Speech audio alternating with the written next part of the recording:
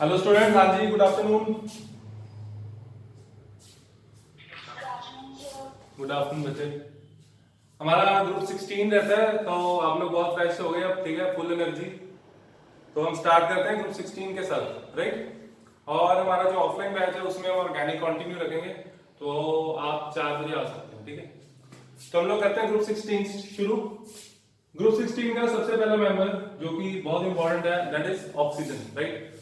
Oxygen, sulphur, selenium, tellurium, polonium, ठीक है। जब जहां पे कहीं पे आपको नहीं दिखेगा मेरे को प्लीज बता देना, ठीक है। चलो, यहां पे आप देख सकते हो पोलोनियम हम नहीं पढ़ते, इसकी स्टडी हम नहीं करते because it is radio heavy होता है। ये हैवी होता है एटम, ठीक है। हैवी होता है तो ब्रेक हो जाता है, और ये काफी ज्यादा पॉइजनस भी होता है। आप लोग अगर सर्च करेंगे नेट पे, हाँ जी, ओके, हाँ वो मेरे को बता दिया करो क्योंकि कैमरा पीछे ही है, ठीक है। Thank you.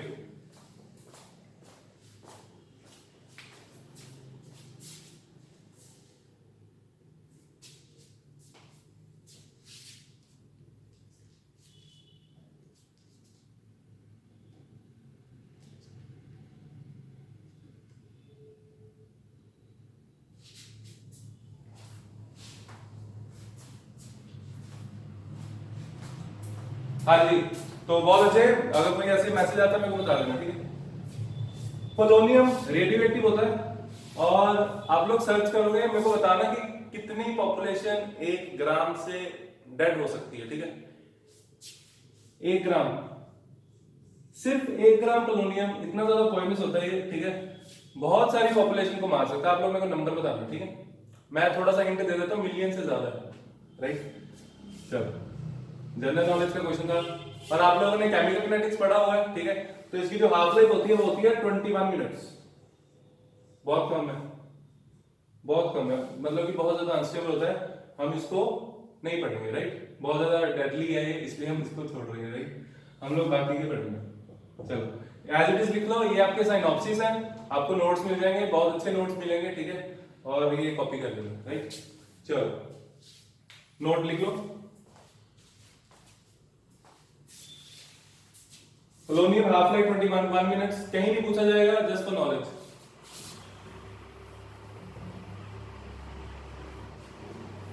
चलो, तो हम आगे करते हैं। We will start with electronic configuration. Electronic configuration general NS2 NP4, ठीक है। 2 इलेक्ट्रॉन कम होते हैं, इसलिए ये बहुत ज्यादा इलेक्ट्रोनेगेटिव होते हैं, ठीक है। इलेक्ट्रॉन गेन एंथैल्पी भी अच्छी होगी इनकी, राइट। ये थी पहली प्रॉपर्टी। फर्स्ट देखो, इलेक्ट्रॉनिक कॉन्फ़िगरेशन, राइट डाउन। ये आप लोग लिखेंगे general characteristics of group 16 elements. यहां पे लिखोगे general characteristics of group 16 elements, उसके अंदर फर्स्ट लिखोगे इलेक्ट्रॉनिक कॉन्फ़िगरेशन, राइट। जहां पे कुछ समझ नहीं आएगा, कुछ दिखेगा नहीं, प्लीज मेरे से पूछ लेना, ठीक है। चलो, अब B type, atomic and physical properties, okay.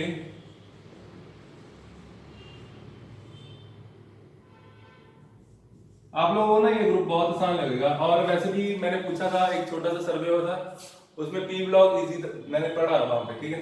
तो इसका मतलब पी ब्लॉक इजी है, दैट्स गुड। वो मैंने क्यों किया था वो आपको पता लग जाएगा एक आधे दिन तक, ठीक है। Atomic and physical properties,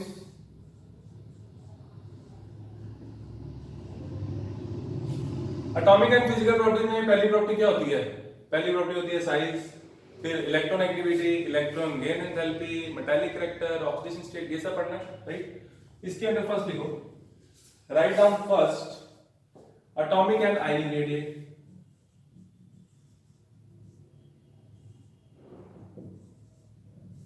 atomic and ionic radius, मैं आपको नोट्स जरूर भेजूंगा, ठीक है। और आप लोगों को बहुत अच्छे नोट्स बनाने हैं, तो उसके लिए आप लोग ये वाले नोट सामने रखेंगे, बुक सामने रखेंगे, और जो मैं नोट्स भेजूंगा वो सामने रखेंगे। जहां पे जो पॉइंट बनता है वो लिख लेना, ठीक है? पढ़ के बनाओगे ऑब्वियसली बेटर बनेंगे, right? First point is atomic and ionic radius simple trend down the group increase करता है, ठीक है? कोई एक्सेप्शन इसमें कुछ नहीं है। चलो second point is ionization enthalpy. हाँ जी, अब यहां पे क्वेश्चन बनता है, इनकी आयनाइजेशन एंथैल्पी ग्रुप 15 से ज्यादा होगी या कम होगी? 14 ग्रुप, 15 ग्रुप, 16 ग्रुप 15 से ज्यादा होगी या कम होगी? बोलो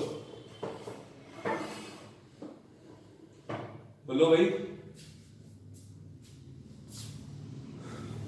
आयनाइजेशन एंथैल्पी है, इलेक्ट्रॉन एक्टिविटी ज्यादा होगी 16 ग्रुप की। हाँ, इलेक्ट्रॉन एक्टिविटी बिल्कुल ज्यादा होगी, लेकिन मेरा अभी पॉइंट आयनाइजेशन एंथैल्पी है। आयनाइजेशन एंथैल्पी पूछा पहले मैंने, एनीवन? हाँ जी रमन जी। सबसे कम होगी, हाँ जी, डिक्रीज होगी। किसकी? इसकी कम होगी? You want to say oxygen has lesser ionization enthalpy than nitrogen, right? Right. Yes, बिल्कुल सही है, क्योंकि हमने ग्रुप 15 में भी पढ़ा था ये, है ना? मेरे को याद है, आप लोगों को भी याद होगा, है ना? नाइट्रोजन की ज्यादा होती है किससे? ऑक्सीजन की, because of half field stable configuration, ठीक है? इसमें कोई ट्रेंड नहीं है, ये मैंने अलोंग द पीरियड का ट्रेंड आपको समझा दिया है, ठीक है? हाँ, अगर इसकी फ्लोरीन के साथ कंपेयर करोगे बच्चे, ऑक्सीजन और फ्लोरीन की, इन चारों को हम कंपेयर नहीं करेंगे, ठीक है? फ्लोरीन की आयनाइजेशन एंथैल्पी नाइट्रोजन से ज्यादा होती है, ठीक है? तो वो अगर इसी टेबल में मेरे को अरेंज करना तो मैं यहाँ लिखूंगा, लेकिन मैं आप लोगों के लिए इतना कंफ्यूजन नहीं करूंगा, तो मैं आपको थोड़ा सा सिंपल वे में समझा देता हूँ।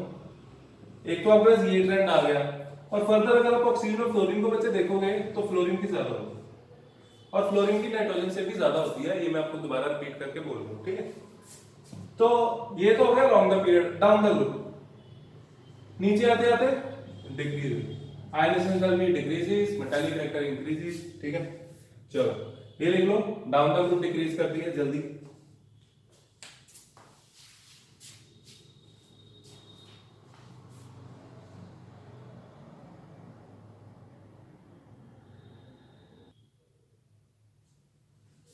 Right down next point number 3, right? Melting and boiling point, नीचे आते आते इंक्रीज होता है, क्यों होता है? Because of increase in van der Waals forces,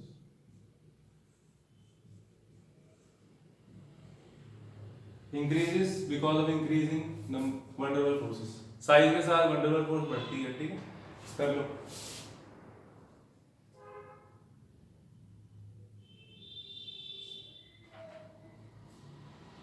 इसने भी यहाँ पे दिया हुआ, वो कहता है पोलोनियम का कम होता है क्योंकि वो स्टेबल नहीं होता, ठीक है? वो हमने पढ़ना ही है। आगे next point is electronegativity, fourth point number 4, electronegativity.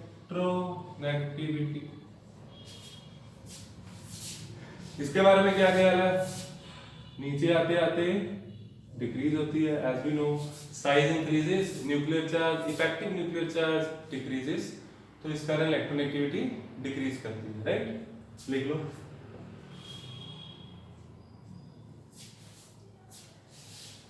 Electron gain enthalpy, बच्चों वाले पॉइंट है ना ये। इलेक्ट्रॉन गेन एंथैल्पी, हाँ जी, ज्यादा किसकी होगी? नाइट्रोजन की, ऑक्सीजन की?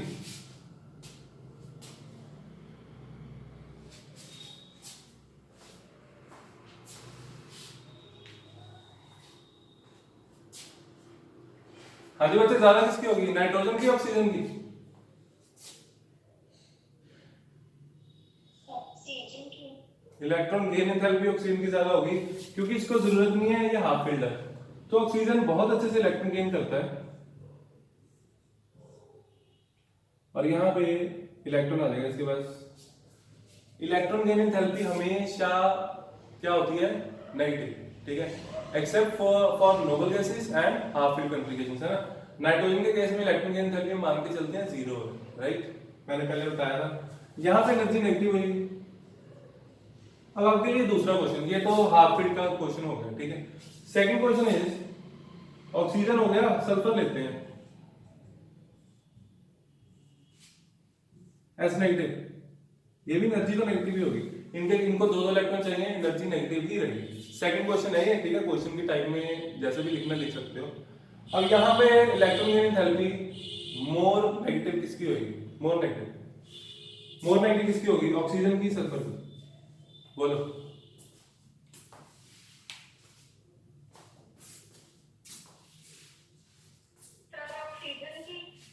अब देखो यहाँ पे ना छोटी सी एक्सेप्शन है, आप लोगों को पता है ना फ्लोरीन और क्लोरीन में किसकी ज्यादा होती है, बोलो,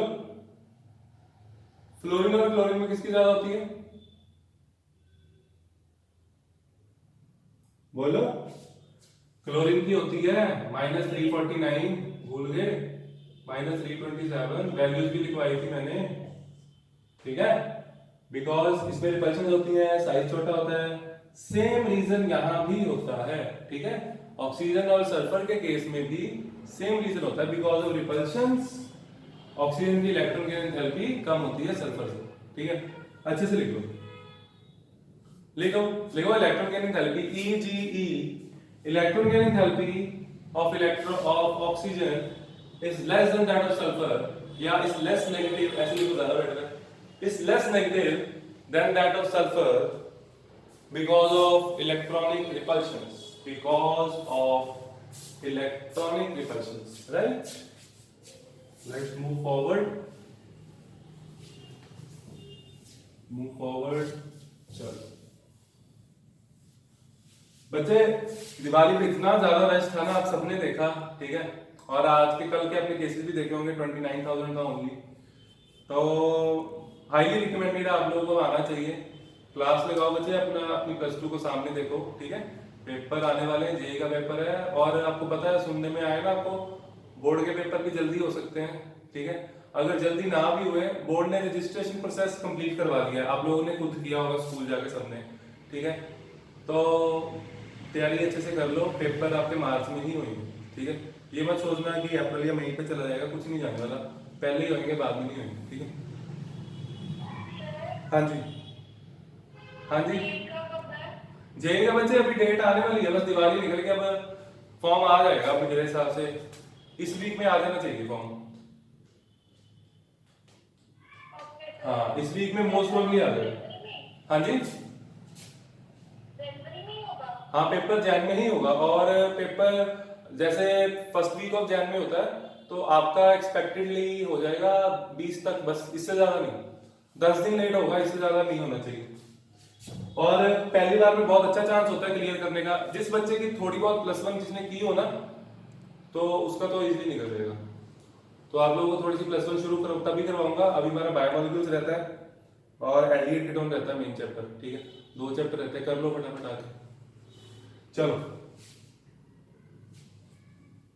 दिसंबर में हम रिवीजन कर लेंगे, +2 रिवीजन, साथ में +1, चलो अपना काम ओके हो जाएगा।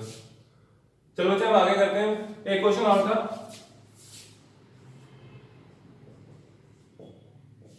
यहां पे क्या होगा, ये रिएक्शन सही है, पहले ये चेक, ये तो मेरे को बताओ, क्या ये मैंने सही लिखा, ऐसा हो सकता है, इज इट पॉसिबल, बोलो।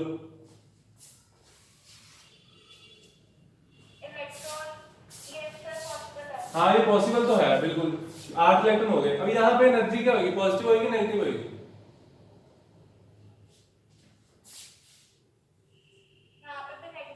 हाँ, अब देखो मैंने स्टार बनाए हैं 2, ठीक है, सुंदर से।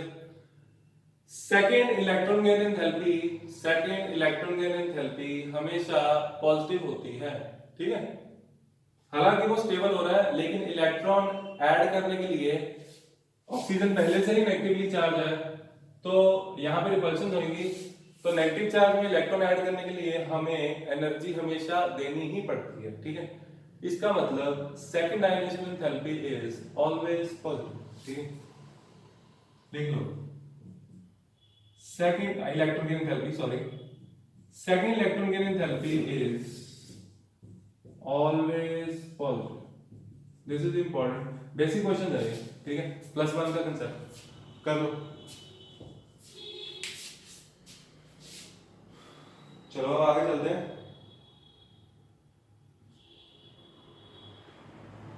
Next point is metallic character. ये बच्चे लिख लो, इसमें किसी को कोई डाउट है पूछ लो। This is important. Next point लिखो, metallic and non metallic character.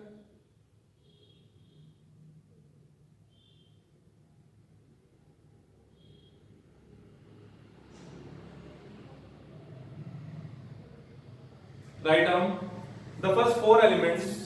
Write down the first four elements. Oxygen, sulfur, selenium, tellurium.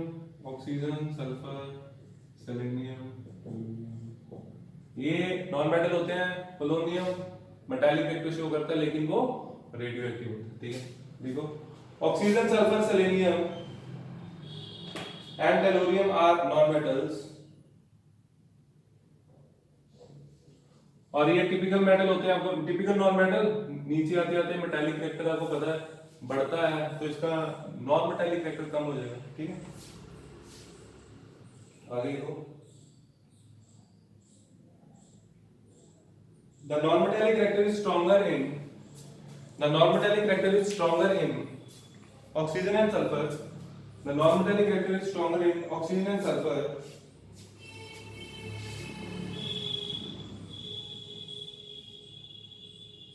and weaker in selenium and tellurium.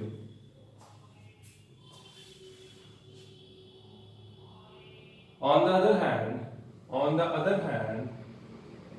polonium, last element लिखो, on the other hand ऐसे लिखो, last element is metallic,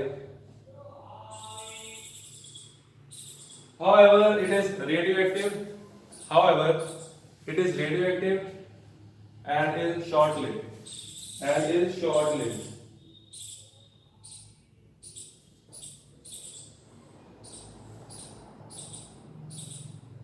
चलो, मैंने electron gain enthalpy पहले करा दिया, कोई बात नहीं। इसके बाद नेक्स्ट पॉइंट है बच्चे कैटिनेशन। कौन सा? कैटिनेशन, हाँ, काफी इंपॉर्टेंट पॉइंट है। कैटिनेशन आप सबको पता है क्या है? सबसे ज्यादा कार्बन शो करता है ना। और कौन कौन शो करता है? 15 ग्रुप में कौन शो करता है? अगर आपने उसका आंसर दे दिया तो यहां मेरे को समझाने की जरूरत नहीं। बताओ, 15 ग्रुप में कैटिनेशन कौन शो करता है? नाइट्रोजन या phosphorus? And by nitrogen, phosphorus, oxygen. Catenation कौन शो करता है? नाइट्रोजन या फास्फोरस? फास्फोरस करता है। नाइट्रोजन क्यों नहीं करता? इसका आंसर, हाँ, very good. Vacant D orbital का केस नहीं लगेगा यहाँ पे, साइज छोटा होता है, बिल्कुल सही। और लोन पेयर होता है, ये आपको सबको पता ही है ना। तो वैसे लोन पेयर के कारण ये मल्टीपल बॉन्ड नहीं बना पाता। फॉर एग्जांपल,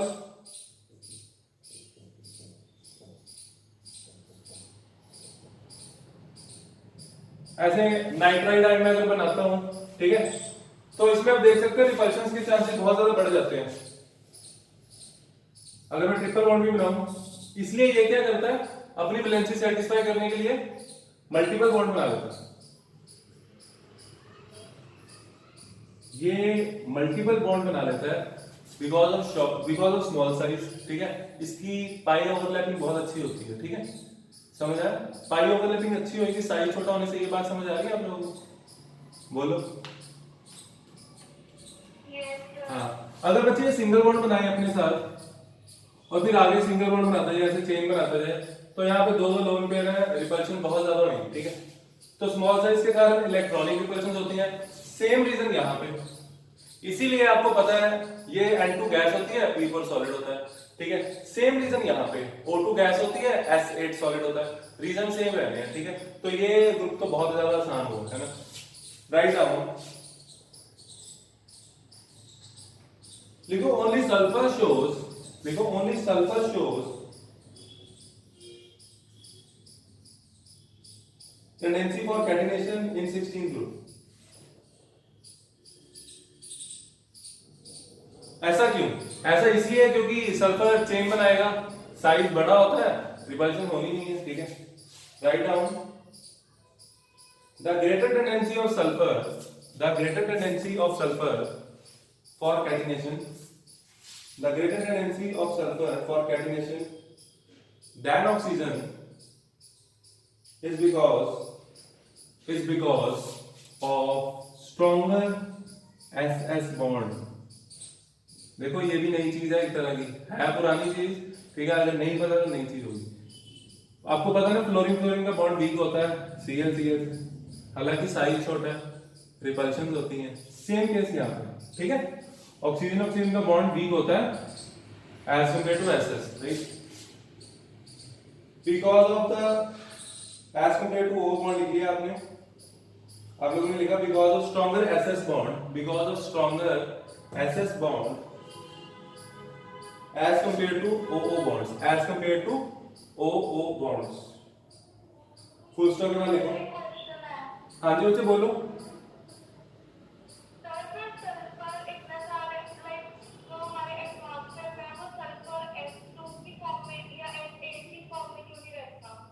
सल्फर रिएक्टिव होता है, कंबाइंड फॉर्म में ज्यादा रह सकता है, तो एसिड भी एग्जिस्ट करता है।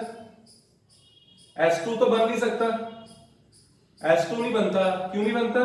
क्योंकि H2 के लिए डबल बॉन्ड बनाना पड़ेगा और ये पाई बॉन्ड नहीं बनाता। सल्फर पाई बॉन्ड बहुत कम बनाता है, ठीक है, वीक होता है बॉन्ड। तो सल्फर की टेंडेंसी ये होती है वो पकड़ स्ट्रक्चर ही बनाएगा, ठीक है, या फिर वो किसी ऐसे के साथ कंबाइन करेगा जो कि उसको स्टेबल कर रहे, फॉर एग्जांपल ऑक्सीजन, तो वो SO2 बनाएगा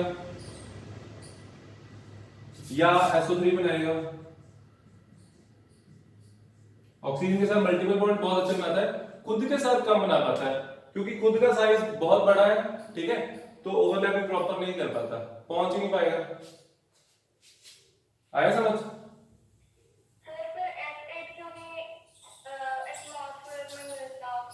एसिड बच्चे रिएक्टिव होता है, सल्फर रिएक्टिव होता है, सल्फर कंबाइंड फॉर्म में मिलता है, जैसे ऑक्सीजन कंबाइंड फॉर्म में मिलता है। सिंगल बॉन्ड होता है ना, एसिड में सिंगल बॉन्ड होता है, यस और नो, है ना। ऑक्सीजन एटमॉस्फेयर में ऑक्सीजन है, ये रिएक्ट होगी सारी। हाँ O2 है ना, हाँ हाँ O2 है। और क्या है, और क्या है, नाइट्रोजन। तो ये जो बॉन्ड है ना, इसको तोड़ने के लिए इतनी एनर्जी चाहिए।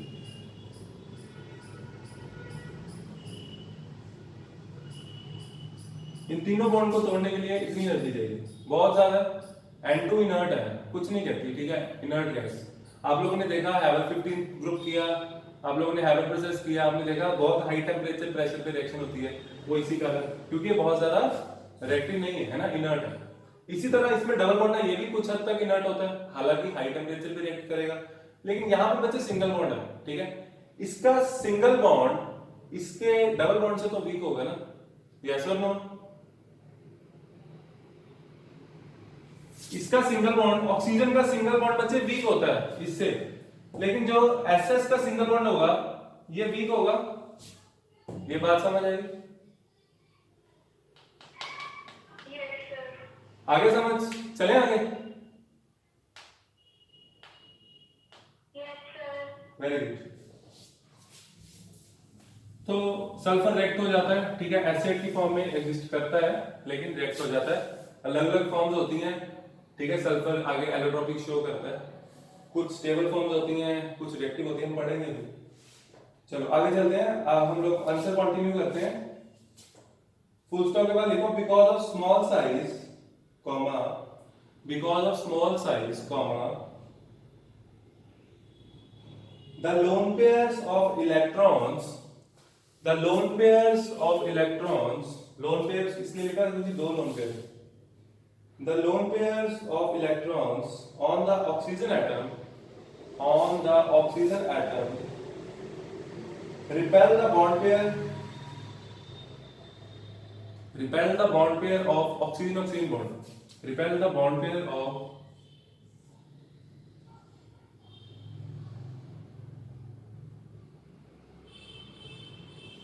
ये, इसको रिपेल करते हैं, दूर भेजते हैं एक दूसरे को, ठीक है, दूर भेजेंगे बॉन्ड लेंथ भी बढ़ेगी, बॉन्ड वीक हो जाएगा, ठीक। सिंगल बॉन्ड की बात कर रहे हैं यहाँ पे। हाँ जी बच्चे, डबल बॉन्ड में तो जो बॉन्ड लेंथ होती है वो कम हो जाती है तो रिपल्शन और होनी चाहिए, है ना? ज्यादा। हाँ हाँ सही है, इधर सुनो, यहाँ पे एक इलेक्ट्रॉन और होगा, तो डबल बॉन्ड बन गया।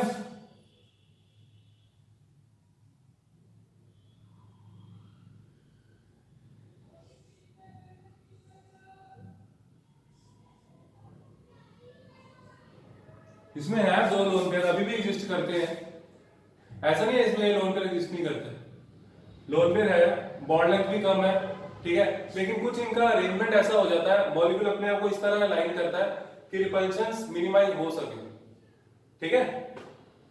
फॉर एग्जांपल N3 में भी ऐसी है, जैसे 3 बॉन्ड बने तो इसके बाद भी लोन पेयर है, हम अगर मैं यहाँ पे ऐसे कहूँ कि लोन पेयर इधर रिपेल कर रहा है तो थोड़ा कुछ हद तक कर रहा होगा, लेकिन लोन पेयर अपने आप को कुछ इस हिसाब से अरेंज करेगा खुद ही, बिकॉज ऑफ इलेक्ट्रॉनिक रिपल्शन ही, है ना, तो अपने आप को इस हिसाब से अरेंज करेगा इधर, उसकी खुद कोशिश होगी पंखे क्यों लेने, वो अगर जगह होगी उसके पास तो उस तरफ चला जाएगा ना। आया समझ? Yes, okay good. चलो बच्चे आगे लिखो।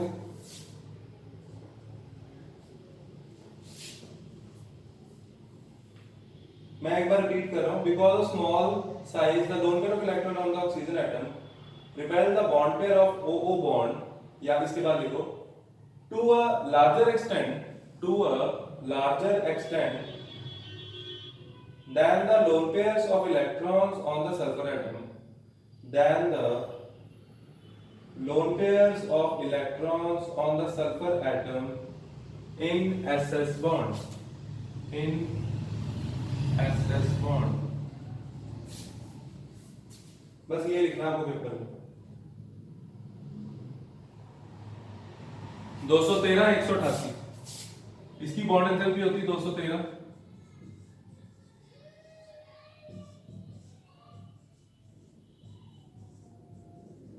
188। ये डाटा का पेपर में साथ लिखो तो मजा ही है, ठीक है।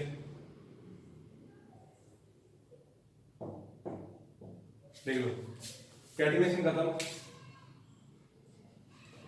इसके साथ नेक्स्ट टाइम में लिखोगे आप लोग, कंटिन्यू करोगे, ये लिख लो, लिखो further down the group, further down the group as size increases, further down the group as size increases, tendency to show catenation also decreases, tendency to show catenation also decreases. Now 8 point, yes it's 8, write down 8 point, elemental state,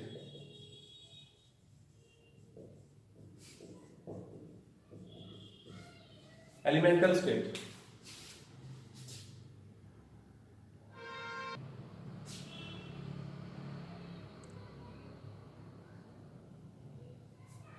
हाँ जी बच्चे देखो, elemental state जैसे oxygen है, oxygen तो catenation show करता नहीं है, सिर्फ ओजोन तक करता है ना, तो 3 से ज्यादा एटम कंबाइन नहीं कर सकते, तो बेचारा क्या करेगा, खुद के साथ डबल बॉन्ड बना देगा और अपनी वैलेंसी सेटिस्फाई कर लेगा और उससे बन जाएगा O2, जो कि गैस होती है रूम टेम्परेचर पे, क्योंकि इसमें वंडरवाल फोर्सेस है, नॉन पोलर है ना, ये सारा आपको क्लियर है। नीचे आते आते क्या होगा, सल्फर एसिड फॉर्म में रहता है, ठीक है, कोवैलेंट नेटवर्क स्ट्रक्चर है, पकड़ स्ट्रक्चर, जिस कारण वो सॉलिड स्टेट में होता है, ठीक है, और नीचे वाले सारे एलिमेंट सॉलिड स्टेट में ही होते हैं, right, except oxygen. Right down, लिखो oxygen exist as diatomic molecule, oxygen exist as diatomic molecule.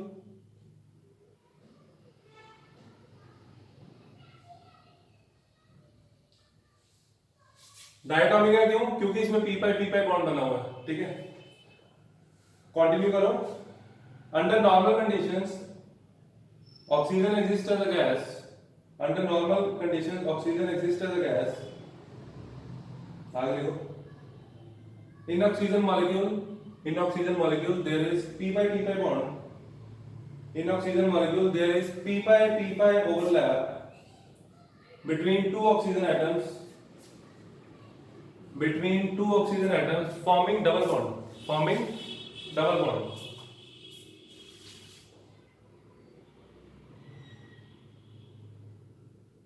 और बच्चे जैसे कि नॉन पोलर में लिख ही देता हूं,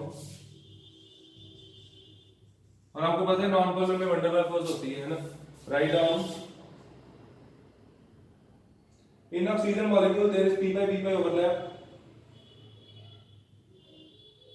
in oxygen molecule there is p pi overlap between two oxygen atoms forming double bond। लिख लिया। आगे लिखो the intermolecular forces are weak van der Waals forces, the intermolecular forces are weak van der Waals forces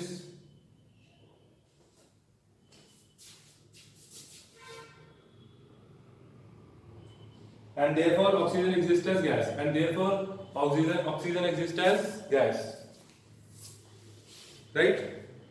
उसके बाद next line में लिखो sulphur रहता है जी सॉलिड, है ना। लिखो on the other hand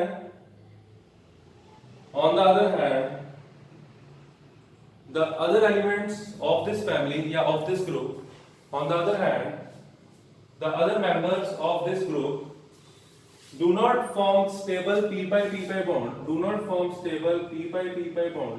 because of larger size, ठीक है। do not form stable p pi bond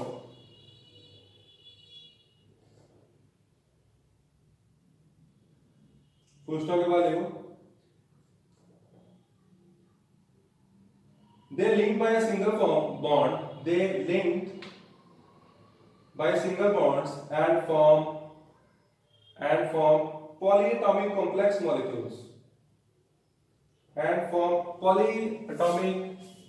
complex molecules, जैसे सल्फर एसिड, सेलेनियम भी एसिड एग्जिस्ट करता है, ठीक है। देखो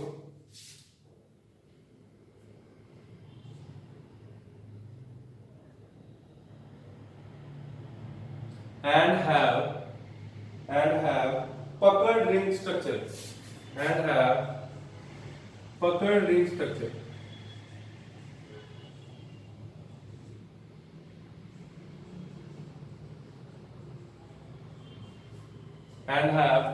structure, बच्चे टाइम कितना रह गया देखना, 2 मिनट है।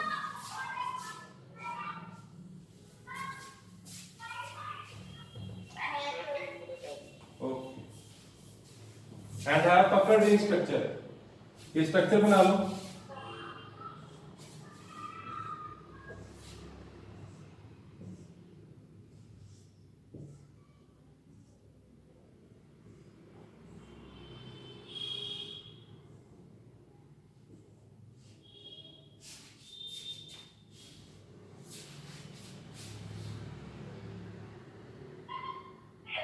हाँ जी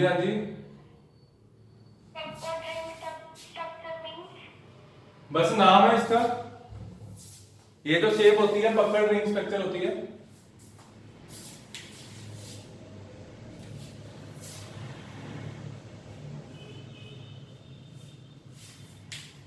एक 107 का बॉन्ड एंगल। इसके बाद बच्चे जो नेक्स्ट पॉइंट है वो है ऑक्सीडेशन स्टेट।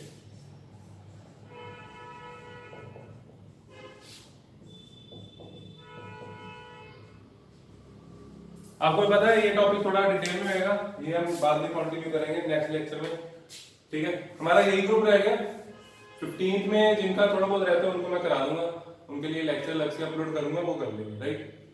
और मेरी कोशिश है आप ज्यादा से ज्यादा सभी बच्चे 4 बजे आओ, ठीक है। Okay student, bye, thank you.